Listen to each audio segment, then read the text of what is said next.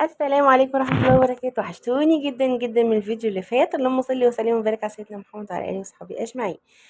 النهاردة الفيديو بتاعنا عن فيديو في الساحل، بس الساحل الطيب مش الساحل الشرير عشان ما اضحكش عليكم. الفيديو ده في قرية اسمها قرية الروضة، حلوة جدا جدا جدا، وهو شاليه لوالدي هناك. وقلنا يلا بينا بقى طالما حاجة ببلاش كده يلا نجرو ونروحوا. وبدأت أحضر تحضيرات المصيف بتاعنا، عملت كيكة وعملت رواني زي ما انتم شايفين، كان شكلها تحفة. حتى الكيكة بسم الله ما شاء الله كانت تحفة.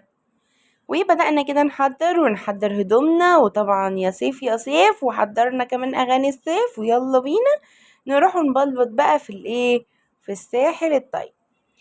ودي كان شكل الكيكة، كانت عاجبني خالص، وكان طعمها فلافي وحلو قوي قوي قوي، وكانت من جوه جميلة جدا كده وكيوتة كده زي ما بنقول.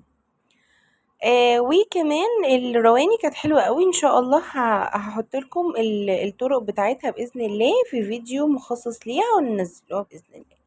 ودي العلب اللي انا كنت جايباها عشان خاطر تحفظ الاكل مني، بس حصلت كارثه. العلبتين دول لقيتهم وقعوا مني الاتنين في الكيسه كانت تقيله قوي، فراحوا وقعوا على وشهم، يعني اتبهدلوا، بس اتاكلوا على مين، طعمها خطير، اكلناها والحمد لله. هي اصلا الرواني دي مش بتستحمل خالص زي ما انتم شايفين. مليت علبتين كده، والكيكه بتاعتي وقالوا لنا بقى ايه منا حلويات، اعملي لنا انت الحلويات. ويلا بينا نشوفوا بقى عملنا اكلات ايه كمان في المصيف. في الفيديو ده هوريكم الاكلات، وهوريكم رحنا فين، وهوريكم الصور ازاي تصوري على البحر وصورنا ازاي، وكل حاجه. يعني ان شاء الله يكون فيديو حلو ومفيد ليكم. وزي ما انتم شايفين يا حبايب قلبي، طبعا بصوا هو انا هنا طبعا ما حطيتش الطريقة بتاعة الشوي، بس هي الطريقة واحدة حطيتها لكم برضو بعد ما حسيت ان انا منزلة الفيديو. دي كانت ريش ضاني، كان طبعا من اضحية العيد. بابا كان مخليها لنا كده، فقعدنا بقى ايه نشوي فيها، وكانت جميلة جدا. عايزة تشوي صح، ما ينفعش ان انت تحطي الحاجة على النار من اولها لاخرها كده، في على الفحم، هتلاقي بتشد معاكي وعمرها ما هتدي النتيجة المظبوطة. ودي بقى الطحينة التحفة بتاعت المحلات اللي احنا عملناها في البيت ومجهزينها معانا من واحنا هناك، واحنا دلوقتي كده احنا في المصيف، فلازم تديها صدمة جامدة قوي على النار علشان خاطر تدي معاكي نتيجة حلوة قوي. هنا بابا بقى يا سلام يا سلام مزاجه عالي قوي في الشوي، شغالين كده اغاني حسين الجسمي ومش عارفة ايه، وكنا لسه جايين من البحر وجينا جعانين، وانا كنت اصلا قبل ما انزل مديها اللحمة صدمة ومظبطاها ومخليها على جنب يا دوبك هتاخد تشميعة كده على الفحم. الرز بقى البسمتي بتاعي الجميل بسم الله ما شاء الله، من شويه حلوين قوي كده عشان احنا بسم الله ما شاء الله كنا عدد كبير. وده بعد الشوي عملنا كفته، عملنا الريش الضاني، وكان طعمها جامد جمود. وفي تاني يوم برضو تتوالى كده ايه الشوي والمشويات، فبرضو جبنا عندنا كده، كان بابا برضو جايب لنا فليتو، وكان فيها نسبة من الدسم عشان تبقى طعمها كده في الشوي. انا بستخدم ايه بقى، بستخدم للمشويات خلطة واحدة ما بغيرهاش عمري.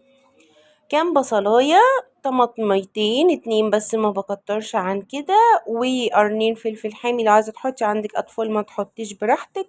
كان فص توم، بس كده مش بحط اي حاجة تانية.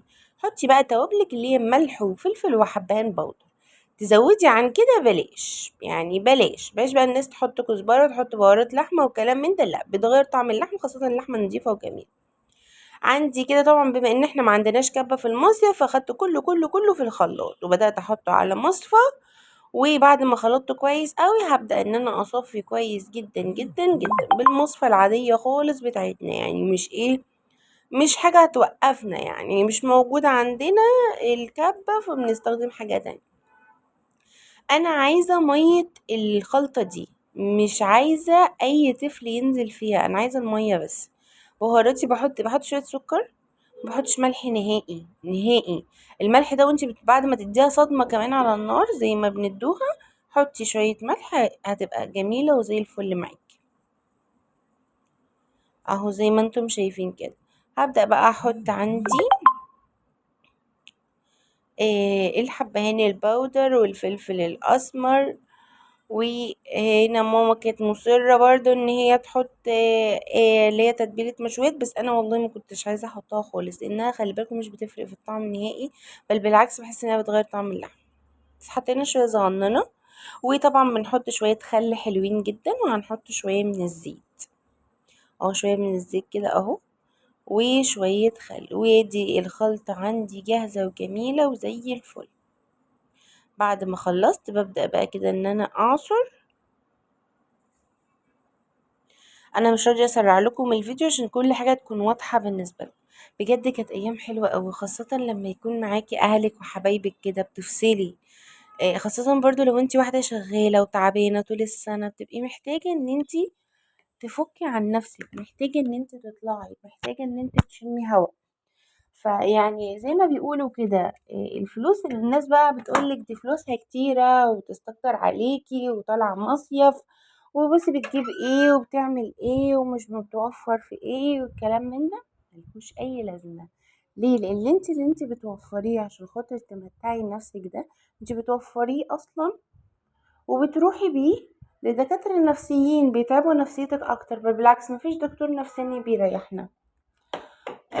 اللي بيريح بقى الصلاة وطاعة ربنا وهكذا. انما اقولك بقى توفري ووفري وتعملي وتخلي، لا، طول ما انتي نفسيتك تعبانة عمرك ما هتعملي اي حاجة صح في حياتك. فما علينا، يعني مش عايزة افتح لكم خزان الاحزان يعني. فبدأنا كده زي ما انتم شايفين، طبعا اتبلت فوق ال4 ساعات، الافضل انت تسيبيها يوم كامل مع نفسها. وبعد كده بدأت احطها صدمة على النار، ودي اهم خطوة. مفيش حاجة تتحط على النار، خاصة المشويات في البيت، احنا عندنا الفحم مهما كان بيكونش قوي زيهم. يا دوبك بديها، بص مش بديها لون، انا يا دوبك بس يعني عملنا بقى شوية مكرونة مشطشطين، يا نهار ابيض كانت حتة اكلة مية مية، وبطاطس محمرة. وبدأنا بقى رفعناها على طول على الشواية. عايزة بقى تقطعي شرايح بصل، جوليان كده مع طماطم مع فلفل زي ما تحبي. طبعا هنا شووها، وكان في حتة حمروها شويتين. بس خلصنا اكلنا كويس. جينا بقى نزلنا البحر، كان تحفة. طبعا مفيش يوم ما نزلناش البحر. البحر كان حصيرة، او الموجة اللي فيه موجة هادية وجميلة، تحسي ان انتي مستمتعي كويس جدا يعني. صراحة استمتعنا كتير اوي. هنا مشغلين بقى الصب ويعني ايه، وهنا جوزي بقى ايه كان بيأزأز. هنا بقى نزلنا مارسيليا بيتش 2، ورحنا بقى علشان خاطر نسهر هناك. بدأنا كده، طبعا المكان كان تحفة قوي، هو اوبن اير مش مقفول، وكان حلو. بيعملوا اسمه غطيان السلطان، وكانوا بيعملوا لنا اخويا بقى، وكلنا كنا قاعدين.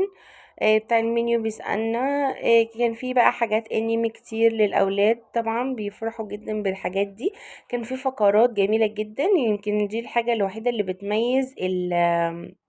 اللي بتميز الكافيهات بتاعة الساحل عن الكافيهات الموجودة عندنا هنا، خاصة مع ان اكتوبر عندنا مليانة بس بتتميز بقى من يعني حاجات الانمي اللي انتوا شايفينها ديت، بتعمل عروض فقرات، الناس بتستمتع بيها، بتسلي وقتهم، بتخرجك من المود اللي هو مش مظبوط. فقرة السحر دي كانت تحفة جدا، كلنا كنا مستغربين هو بيعمل ايه. هو كان متميز جدا، عنده خفة في اليد فظيعة يعني، بسم الله ما شاء الله، بس احنا لغاية ما حسينا ان هو مخاوي.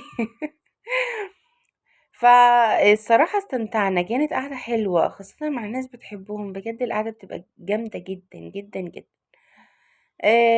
زي ما انتم شايفين كده، طبعا ده كان فقرة الساحر بقى، وكان بيعمل لنا شوية كده رياكشنات كتيرة. كان بيحضرنا فاكهة بالتفاصيل كده كان بيقولها. وكان في فقرات بقى تانية شبه فقرة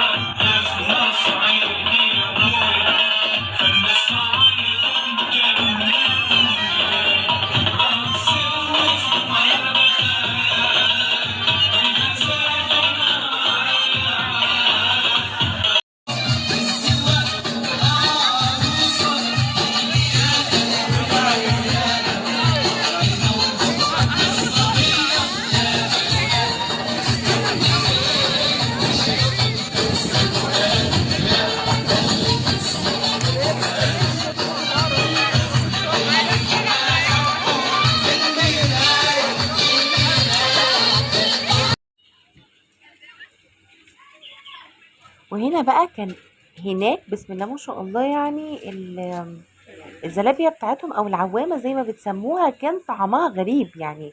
اللي احنا كنا بناكلوها هنا عندنا كده في اسكندرية لا ملهاش طعم خالص يا جماعة يعني. حاسة ان في العجمي عندنا يعني لا دي طعمها كان ناكله بواقي لقيمات مش اللي هي اللقيمات اللي احنا بناكلها. دي كان طعمها رهيب والفلافر بتاعتها مختلفة لوز وفانيليا كان بيهزر معايا كده وعامل فاكرة هو وابوه بقابله بقى قال له طب تعالى. قرب يا وليد استنوا مش عارفه اصور.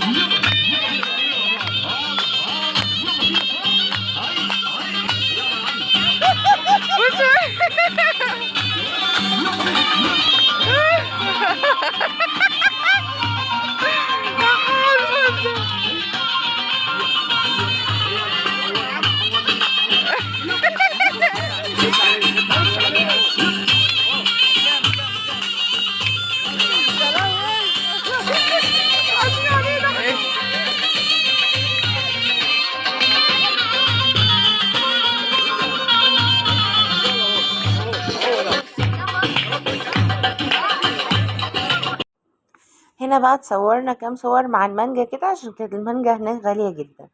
وده بقى صور البحر اللي احنا صورناها مع بعض. كان بقى انا ووليد وكانت الاسرة بقى معانا.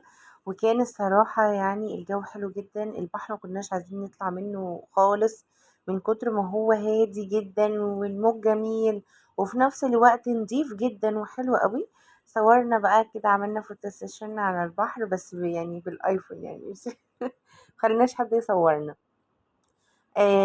ودي كانت صورنا ودي كانت رحلتنا. ان شاء الله يا رب يجعل ايامنا كلها انبساط وفرحة ويبعد عننا اي حاجة وحشة ويبعد عننا اي حاجة تأذينا واي حد مش بيتمنى لنا الخير. وان شاء الله كده تكون رحلاتكم سعيدة وكويسة عليكم يا رب. منتظرينكم بقى في لايك وشير وسبسكرايب.